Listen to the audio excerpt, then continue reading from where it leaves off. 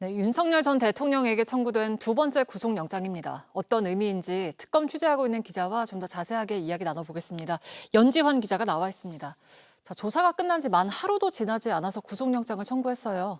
그렇습니다. 윤석열 전 대통령은 어제 14시간 조사를 끝마친 뒤인 밤 11시 55분쯤 내란특검 사무실이 위치한 서울 고검 밖으로 나왔습니다.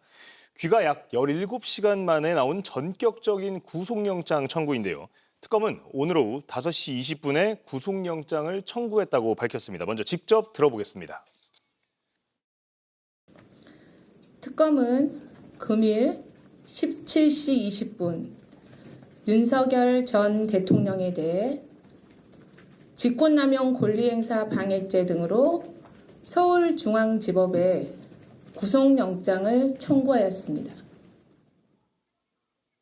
이렇게 되면 지난 1월 17일 공수처가 서부지법에 윤석열 전 대통령에 대한 구속영장을 청구한 뒤에 나온 수사기관에 의한 두 번째 구속영장입니다. 당시 윤 전 대통령은 헌정사상으로는 처음으로 현직 대통령 신분으로 구속이 됐습니다. 네, 이번엔 어떤 혐의가 적용이 됐습니까?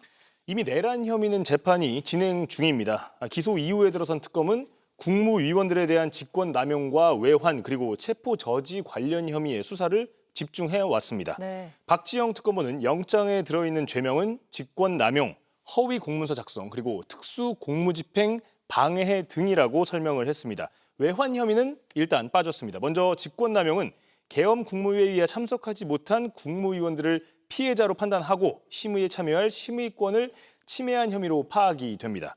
이미 재판에 넘겨진 군경에 대한 국회 봉쇄, 국회의원 체포 등 말고도 이 혐의와는 별개인 혐의인 건데요. 네. 또 특수공무집행 방해 혐의는 체포 저지와 비화폰 삭제 지시와 관련한 혐의입니다. 네, 증거인멸 정황도 이제 파악을 하고 있다고 하는데 이건 어떤 내용인가요?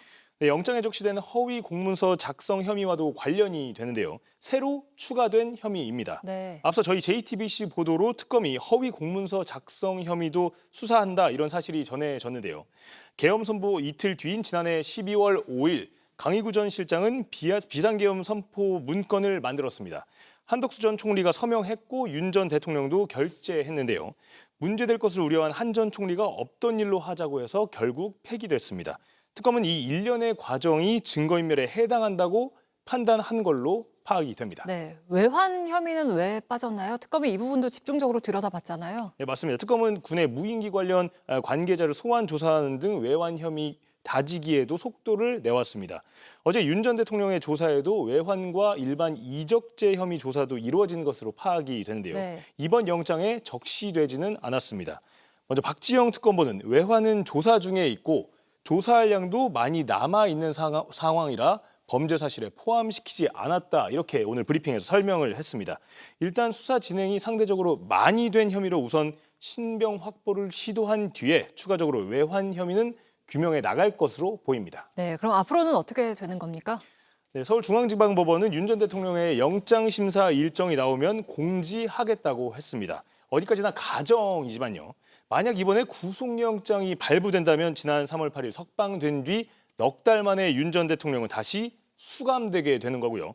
반대로 기각된다면 특검의 수사는 차질이 불가피한 만큼 이번 구속영장 청구가 특검의 첫 시험대가 될 것이다 이런 전망이 나오고 있습니다. 네, 저희가 추가로 취재하고 있는 내용들은 뉴스 말미에 특검 사무실 연결해서 다시 한번 전해드리겠습니다. 지금까지 연지환 기자와 함께했습니다.